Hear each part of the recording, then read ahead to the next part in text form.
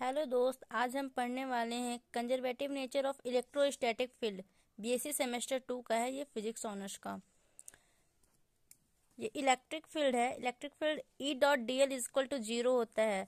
इसे हम del vector cross E vector 0 भी लिख सकते हैं। ये conservative nature of electrostatic field का डेफिनेशन अगर हम डिफाइन करें तो इस तरह से होगा। The electric field is defined as the electric force per unit charge. A force is said A force is said to be conservative if the work done by the force in moving a particle from one point to another point। जो work done है वो moving करता है particle के साथ one point two another point, depends only on the initial and final points. ये बस depends करता है बस इनिशियल पॉइंट से फाइनल पॉइंट तक, इनिशियल पॉइंट से फाइनल पॉइंट तक, and not the path followed by the particle. और ये पार्टिकल के पाथ पर फॉलो नहीं करता है। और हम जानते हैं कि इलेक्ट्रिक फील्ड क्या होता है, E is equal to 1/4πε0 dot Q upon R square R के। इसे हम इक्वेशन 1 मान लेते हैं। अलग से हम डायग्राम पे सीखेंगे। हम एक स्फीयर बनाएंगे,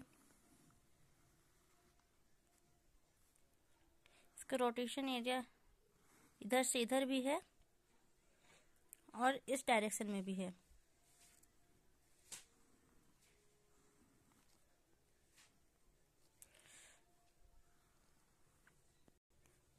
यहाँ पे एक चार्ज है Q, ये चार्ज Q है और ये यहाँ से यहाँ तक इस पॉइंट पे यहाँ पे मिल रहा है। इधर वाला स्फीयर में कोऑर्डिनेट कंजर्वेटिव नेचर है ये इलेक्ट्रोस्टैटिक फील्ड का।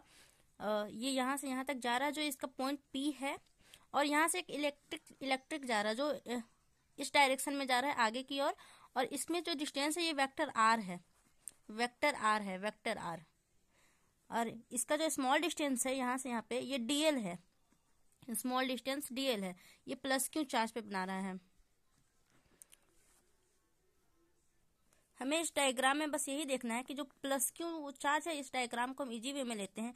ये बस पाथ ए और पाथ बी तक जा रहा है। जैसे कि ये पाथ ए है हमारा, ये पाथ बी है।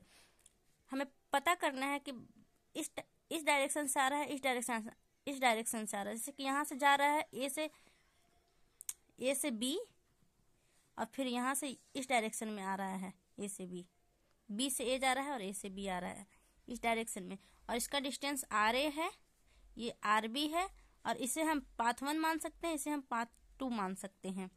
बस हमें यही प्रूव करना है। ये डायग्राम को अभी हमने अलग कॉपी में बनाकर देखा।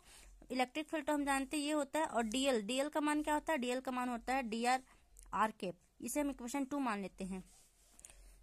Now we have work done is, हमारे पास वर्क डन क्या है, ई डॉट डी एल 1/4πε0। हम ई का मान बैठा लिए और डीएल का मान बैठा लिए। ये R cap dot R cap क्या होता है, 1 होता है। E dot D L equal to 1/4πε0 Q upon R square हो जाएगा। ये बस डी आर आ जाएगा, ये 1 हो जाएगा मान। तो इक्वेशन 3 हम इसको मान लेते हैं। ये हम प्लस क्यू चार्ज जो यहाँ से हम ये पॉइंट से लिए थे, यही वाला यहाँ पे है। ये पाथ ए से बी तक जा रहा है। पाथ ए है, पाथ बी है, 2 अलग अलग पाथ है। इसका डिस्टेंस आर ए है, इसका डिस्टेंस आर बी है, और ये स्मॉल डिस्टेंस डीएल है। और ये पाथ 1 से अभी जा रहा है, पाथ 1 का डायरेक्शन में P1 से अभी देखते हैं। फ्रॉम इक्वेशन 3, ये हमारा इक्वेशन 3 है। फॉर स्मॉल लेंथ इसका डीएल क्या है अभी हम देखेंगे इसमें। E dot D L is equal to 1/4πε0 Q upon R square D R. ये हम ये वाला यहाँ पे लिखे हैं और बस इसका लिमिट्स दे दिए हैं क्या से क्या जा रहा है। पाथ 1 में क्या जा रहा है, आर ए से आर बी जा रहा है, is equal to Q upon 4πε0 R A से R B 1/r square D R. ये हम लिमिट्स को जो क्यू अपॉन 4πε0 है ये कांस्टेंट है तो बाहर निकल जाएगा। आर ए से आर बी इसका लिमिट्स रह जाएगा, और 1/r स्क्वायर ये हमारा रह जाएगा, और डी आर हमारा ये रह जाएगा। क्यू अपॉन 4πε0 ये यही रह जाएगा। और इसे हम अगर हम इंटीग्रेट हटाएंगे तो ये हमारा -1/r हो जाएगा। इंटीग्रेट करने पर स्क्वायर हट जाएगा और आर बी आर ए हो जाएगा ये हमारा। फिर हम अगर माइनस का चिन्ह को बाहर लाएंगे, ये हम माइनस का चिन्ह को बाहर ला रहे हैं और ये लिमिट्स का मान यहाँ पे बैठा रहे हैं अंदर में।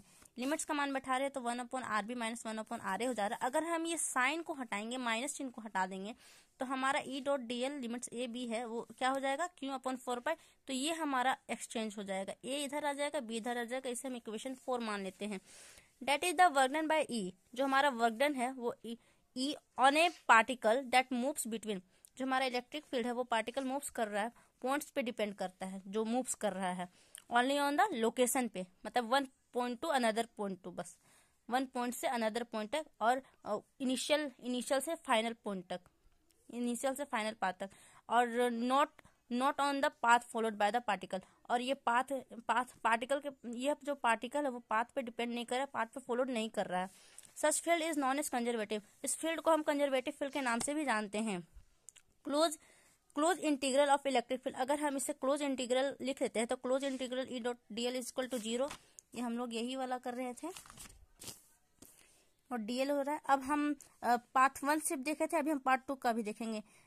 ये पार्ट 2 नहीं किए थे, तो RA RB, अभी हम पार्ट 1 और पार्ट 2 दोनों निकाले हैं, तो वही हम यहाँ पे लिखेंगे। वी है फॉर पाथ 1, जो हमारा पाथ 1 है, ए से बी की ओर जा रहे हैं, हम ए से बी की ओर जा रहे हैं, तो हमारा क्या है, E.dl हमारा एक क्लोज पाथ पे निकाल रहे हैं, तो E.dl Q/, ये इस वाला फॉर्मूला पे लिख रहे हैं, RA माइनस 1/RB हो जाएगा। ठीक है, ये हम इक्वेशन नंबर 5 मान लेते हैं, बस इसी पे बेस्ड है। और हम जब पार्ट 2 करेंगे तो इस डायरेक्शन पे जा रहा है तो इस डायरेक्शन से आएगा, तो ये हमारा उल्टा हो जाएगा, RB से RA हो जाएगा। अभी ये हो रहा है RA से RB हो रहा है, तो अभी RB से RA हो जाएगा। अभी पार्ट 1 पे निकल गया हमारा, अब हमारा पार्ट 2 पे हो जाएगा। ये E.dl इसका लिमिट है A से B is equal to 1/4πε0 1/RB minus RB। देखिए हो गया ना एक्सचेंज। ये हम इक्वेशन 6 मान लेते हैं। For close integral from A to B, जो हम A to B and B to A, ये हम A टू B और B टू A जो ले रहे हैं क्लोज इंटीग्रल पे, उसे अभी हम देखेंगे। क्लोज इंटीग्रल E.dl, ये वाला E.dl, फिर हम ये वाला भी ये वाला लिख रहे हैं और ये वाला लिख रहे हैं। इक्वेशन नंबर 5 और इक्वेशन नंबर 6 का यहाँ पे लिख रहे हैं, प्लस इतना ये इक्वेशन नंबर 7 मिल जा रहा है हमारा। और putting the value of 5 and 6, जो हम पुट कर रहे हैं 5 और 6 का इक्वेशन, वो हम 7 पे करेंगे। ये 5 और 6 ये सब वैल्यू है, इसको हम इक्वेशन 7 में पुट करेंगे। E.dl close vector A to B है, इसका लिमिट्स Q/4πε0, इसका क्या है E.dl, ये हम निकाले हैं यहाँ पे 1/RA माइनस 1/RB, यही हम यहाँ पे लिखे हैं, प्लस Q/, ये वाला हम लिखे हैं यहाँ पे RB 6 का पुट कर दिए। अब हमारा Q/4πε0 यहाँ रह जाएगा। ये देखिए ये हमारा प्लस में है और ये हमारा RA क्या में है, माइनस में है। ये भी प्लस में है, ये माइनस में है, तो प्लस माइनस कट गया, ये हमारा क्या हो गया 0। अगर हम 0 को Q/4πε0 से, ये ε0 से क्रॉस करेंगे तो ये हमारा 0 आ जाएगा। तो E.dl क्लोज इंटीग्रल हमारा क्या आ गया, 0 आ गया। This is conservative field. जो हमारा del cross E vector is equal to 0 था, कर्ल ऑफ इलेक्ट्रिक फील्ड, इसका मैग्नीट्यूड क्या होता है, ये इसका मैग्नीट्यूड है डेल क्रॉस E वेक्टर। इसे DA पे हम तोड़ेंगे, यहाँ पे DA पे मान बैठाएंगे, तो ये हमारा E.dl हमारा क्या आया था, 0 आया था, इसका फॉर्मूला है। अब फिर ये DA हो जाएगा, तो V क्रॉस इसको हम करेंगे अगर, तो ये 0 ही रहेगा, तो हमारा del cross E equal to 0 आ जा रहा है। ये कर्ल ऑफ इलेक्ट्रिक फील्ड है। तो दोस्तों इस तरह से हमारा ये conservative nature of electric field proved होता है। Thank you.